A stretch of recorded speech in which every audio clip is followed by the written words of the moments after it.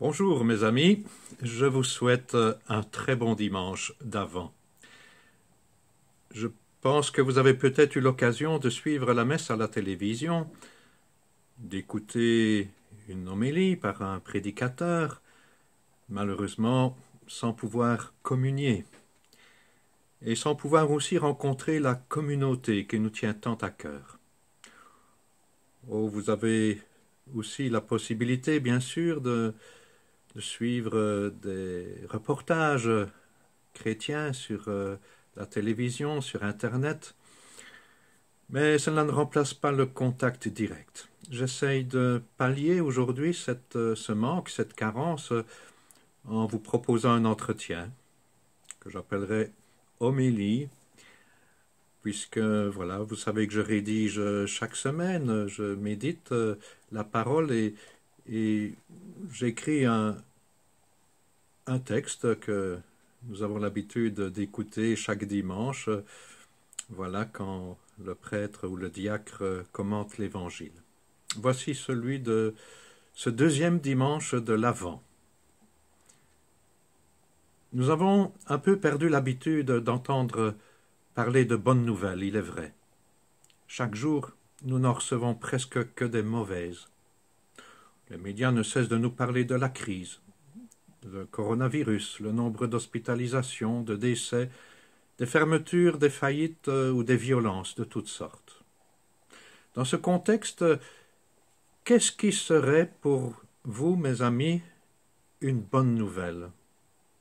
Qu'est-ce qui serait pour les gens d'aujourd'hui une bonne nouvelle?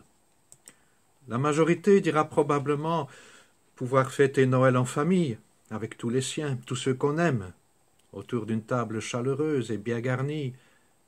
Hélas, ce n'est pas à l'ordre du jour. Beaucoup répondront la fin de la pandémie, enfin jugulée, mais ce ne sera que d'un long mois encore, préviennent les experts, en ajoutant « si nous sommes sages ». D'autres encore, oui, les hôpitaux qui pourront enfin se vider de leurs patients, les aînés qui pourront enfin recevoir les visites qu'ils attendent depuis si longtemps. La fin du confinement, du couvre-feu pour les jeunes surtout, et des mesures qui étranglent notre liberté, notre capacité à avoir une vie sociale, économique ou familiale correcte. Une bonne partie, un très grand nombre, dira sans doute, au vu de la ruée dans les magasins qui est annoncée pour ce week-end, une bonne partie ajoutera la réouverture des commerces dits non essentiels, pouvoir enfin acheter ou vendre tout ce dont on a envie, les cadeaux à offrir à Noël, les vêtements, les gadgets dont regorgent déjà souvent nos maisons et nos placards, acheter, consommer, recommencer comme avant. La liberté de voyager aussi, de s'entasser dans les stations de ski ou sur les plages des pays chauds, de se faire coiffer ou raser ailleurs qu'en Hollande ou Luxembourg, et de recevoir enfin les soins esthétiques dont il est impossible de se passer. Quelques-uns diront peut-être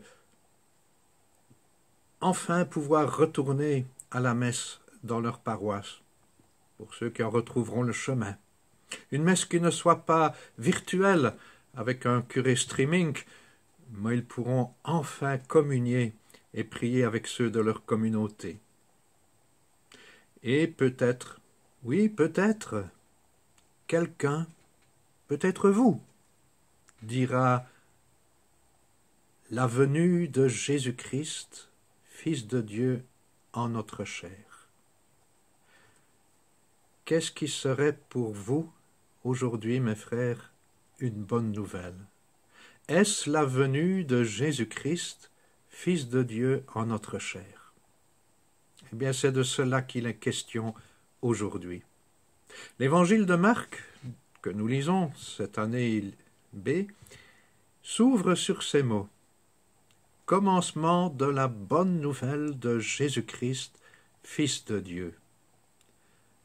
La bonne nouvelle de Jésus-Christ, Fils de Dieu. Est-ce que cette venue du Christ, Fils de Dieu, est une vraie bonne nouvelle pour moi aujourd'hui. En ce moment où nous traversons tous une crise multiple et douloureuse, que la fête de Noël, attendue avec toute sa charge d'émotions, de chaleur humaine, affective, de rêves et d'émerveillement, que cette fête est racrapotée en une mini-fête autour d'une mini-table, d'un mini-sapin, avec un mini-budget pour beaucoup. Est-ce que la venue de Jésus-Christ, Fils de Dieu, est aujourd'hui, pour moi, une bonne nouvelle, ou un simple fait historique qui est arrivé il y a voici presque 21 siècles? Si cette venue ne change rien à ma vie, alors effectivement, ce n'est pas une nouvelle importante, et tout recommencera comme avant. Le monde, avec son système économique et social tel qu'il était construit, la pression commerciale qui crée sans cesse de nouveaux besoins et creuse le fossé entre riches et pauvres, la politique des luttes d'intérêts, des petits arrangements, les vieux qu'on parque dans des homes de plus en plus grands, les migrants qu'on rejette à la mer, etc. Tout recommencera comme avant. Et avec toujours le même objectif, accumuler, consommer, produire des biens, de l'amusement, des sensations, sans limite ni restriction. J'ai l'impression, chers amis, que c'est cela que la plupart de nos contemporains attendent le plus. Pouvoir faire comme avant la pandémie. On avait dit pourtant au tout début, rien ne sera jamais plus comme avant. La société tout entière va changer. Eh bien non. On est pressé de relancer les compagnies aériennes. On va soutenir le secteur automobile, intensifier, encourager la consommation, injecter, quand même, un peu d'argent dans le secteur médical, mais sans remettre en question fondamentalement tout le système, qui produit, il faut le dire, pas mal d'inégalités, et appauvrit ou rend dépendant des régions entières de la planète, sans parler des dégâts environnementaux et climatiques. La seule chose qui restera sans doute, après la période Covid, c'est la pratique du télétravail. Frères et sœurs, si la venue en notre chair de notre Seigneur Jésus-Christ ne me change pas, moi, alors le monde ne changera pas non plus. Et personne ne sera consolé, selon la promesse d'Isaïe. Consolez, consolez mon peuple, dites-lui que son service est accompli, que son crime est expié, que ses fautes sont pardonnées. Ce changement promis par Dieu commence en moi-même, en chacun de nous. L'avant, c'est le temps des commencements. Et d'ailleurs, c'est comme cela que Marc ouvre son évangile. Commencement de la bonne nouvelle. Avec Jésus, un monde nouveau, tout neuf surgit, comme au début de la Genèse, au commencement, souvenez-vous. C'est le début d'une action de Dieu, mais qui ne se fait pas sans nous. Commencer, mettre en route un projet, faire du neuf et créer, c'est transformer notre milieu de vie, mais c'est aussi nous transformer nous-mêmes.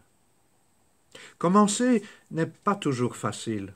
C'est parfois même très angoissant et plein de passages tortueux dans des terres arides, comme dit Isaïe.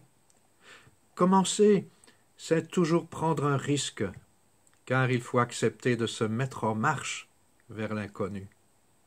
Accepter de laisser là ce qui était notre univers familier, notre habitude, notre tranquillité, notre routine. Quand Jésus commence à proclamer la bonne nouvelle, il ne sait pas à quoi il s'engage. La route qu'il prend ne sera pas de tout repos. C'est une route dans le désert, sur une terre aride et montagneuse, pleine de ravins et de passages tortueux. Cette route s'achèvera sur la butte du Golgotha. Mais Dieu son Père fera de ce commencement un accomplissement, en le ressuscitant pour lui donner sa gloire. Le Seigneur ne veut pas que nous accomplissions, dans le sens de perfection, tout ce qu'il nous demande. Il ne veut pas que nous accomplissions, mais que nous commencions, encore et toujours, un pas à la fois, chaque matin. Commencer, c'est changer, c'est se changer. L'accomplissement, l'achèvement, si vous voulez, c'est Dieu qui le réalise. Cela lui appartient. Commencer, s'engager, comme dit le visuel de l'avant dans notre unité pastorale, s'engager sur le chemin de la justice, de la vérité, de la paix, de l'amour, c'est à la fois accueillir un don de Dieu, et essayer d'y correspondre en ajustant sa façon de vivre, sa façon de croire ou d'espérer. Le Seigneur donnera ses bienfaits, et notre terre donnera son fruit. La justice marchera devant lui, et ses pas traceront le chemin, dit le psaume d'aujourd'hui. La venue de Jésus-Christ dans notre chair, c'est un commencement, une bonne nouvelle qui est toujours neuve et qui doit s'ajuster et s'actualiser au temps où elle est proclamée. Elle doit surtout s'incarner dans notre comportement en cherchant, vous et moi, à être comme Jésus, qui s'est rendu proche, qui s'est approché de chaque être humain et s'est fait même semblable à eux. Pierre, dans sa lettre, nous dit d'être patient, de vivre le commencement de la bonne nouvelle dans nos vies. Il n'y a pas de petites actions pour aplanir la route caillouteuse. Le moindre coup de pelle du plus faible ouvrier est utile et nécessaire. Il faut cependant passer parfois par le désert où prêchait le Baptiste. C'est le lieu d'épreuve pour reconnaître la fragilité de notre condition humaine, comme aujourd'hui dans cette période de pandémie. Et c'est là que le Baptiste annonce son message de salut. Ce passage au désert peut susciter, chers amis, la prise de conscience de ce que nous sommes, notre besoin de conversion, notre désir de changer la réalité et la nécessité d'y participer. C'est là, au désert, que peuvent renaître toutes les espérances, pour chacun sans exception. Le temps d'attente consiste à découvrir quelqu'un qui est déjà là et à le reconnaître dans les événements qui sont les nôtres à travers les femmes et les hommes d'aujourd'hui. Oui, c'est au travers des réalités des femmes et des hommes de notre temps que Jésus vit et qu'il veut apporter son message d'espérance dans le monde. Dieu ne nous abandonne pas. Pour lui, il n'y a pas de situation désespérée.